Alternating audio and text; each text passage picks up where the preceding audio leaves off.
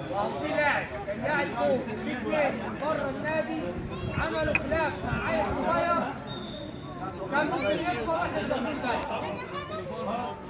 عايزين نخلص الموضوع ده عشان العامل هيبلغ الباب الرئيسي. المره دي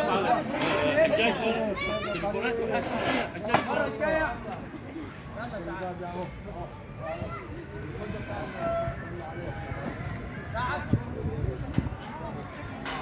المرة الجاية بإذن الله أنا هخلي العامل على الباب مش هيدخل غير اللاعب والأسرة بتاعته عشان اللي هيحصل ده مش كويس. أنا ما واحد غريب يلمس عيل يعني مش هيحصل كويس. فبالله عليكم ما تحبسوني ولادكم تخلص كرنيهات.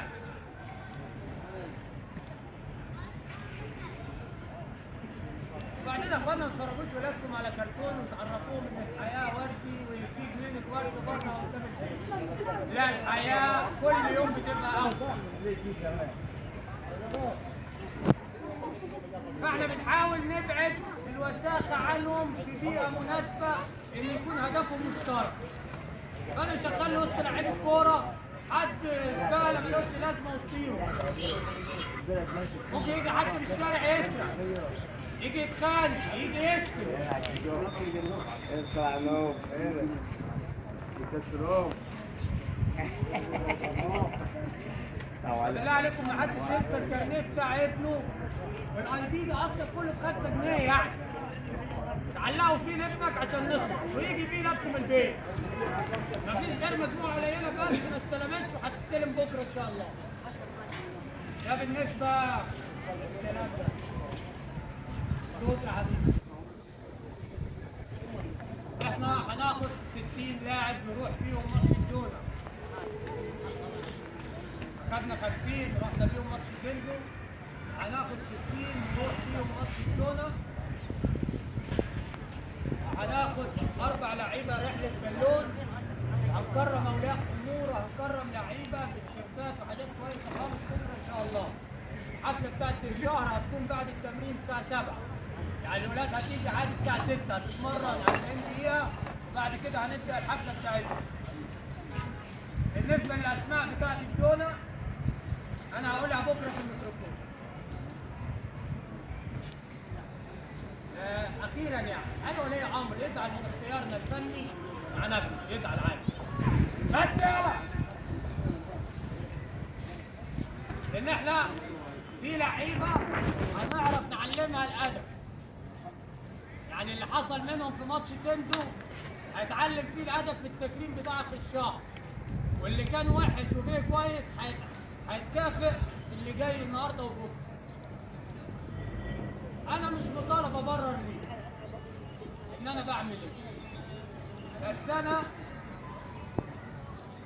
يعني بدون زعل ايه عايز منك اصلا؟ احسبها كده انا بزعق لابنك ليه؟ على الاكل والشرب والنوم والالتزام والشارع الكلام. انا ايه عايز منك اصلا؟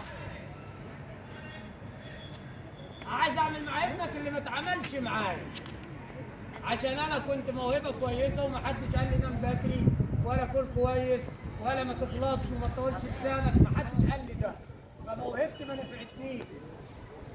فاحنا بندير الموهبه مع السلوك. في منهم لعيبه سافروا شافوا في القاهره نفس اللي انا بعمله هنا من حلو ووحش.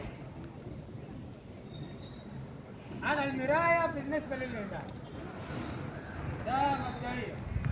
في اي سؤال من اي ولي امر عشان مش هرد على حد. تمام مفيش اسئله. ثانيا تعالى يا امين. انا بس هديكم مثال بسيط يعني على ارض الموقف على ارض الواقع.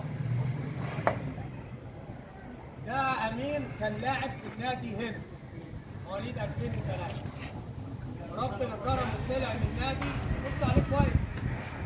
طلع اتدرج في نادي اسوان من ناشئين 2003 لناشئين 2001 للفريق الاول.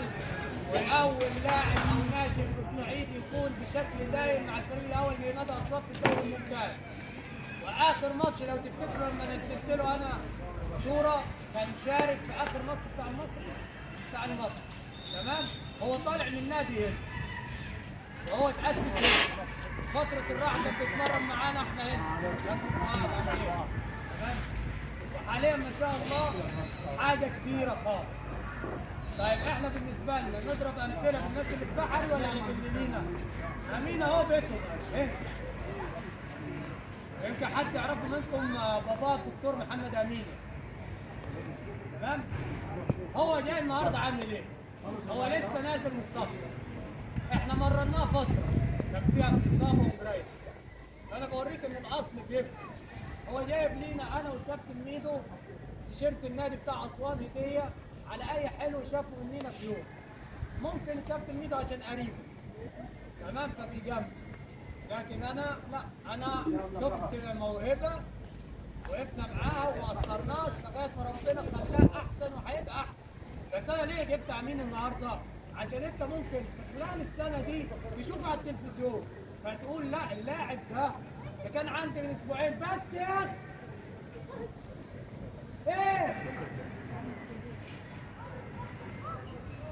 ده شفت النار؟ وانا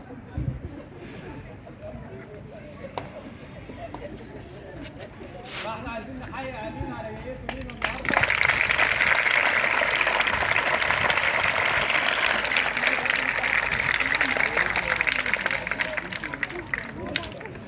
هو كمان جايب منكم دي.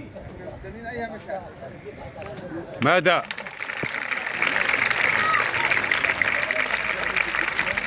خليك معايا. وعشان النادي بقى هنعمل له تكريم يليق بيه بكره ان شاء الله. 3 ايام وما يكون مين ده مش كفايه. ده تيشيرت نادي اسوان اهو وده الرقم بتاعه. انا طلبت الرقم بتاعه فرحت فيه. وانا وعد مني ماذا؟ كويس هيفرق. ماذا؟ تعالى يا انت ايه؟ والله يا حبيبي لو بتضربني الوحيد اللي بيرد عليا وبيشتم هنا في التمرين هو.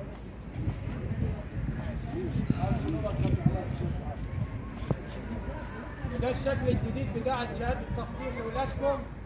احنا عملنا حاجه تخص النادي وباذن الله بكره هتلاقوا حاجه مشرفه في هدايا اولياء الامور مش فلوس يعني.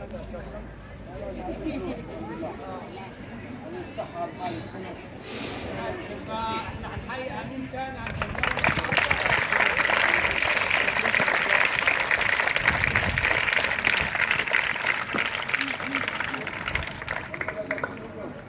يلا عشان نتمرن.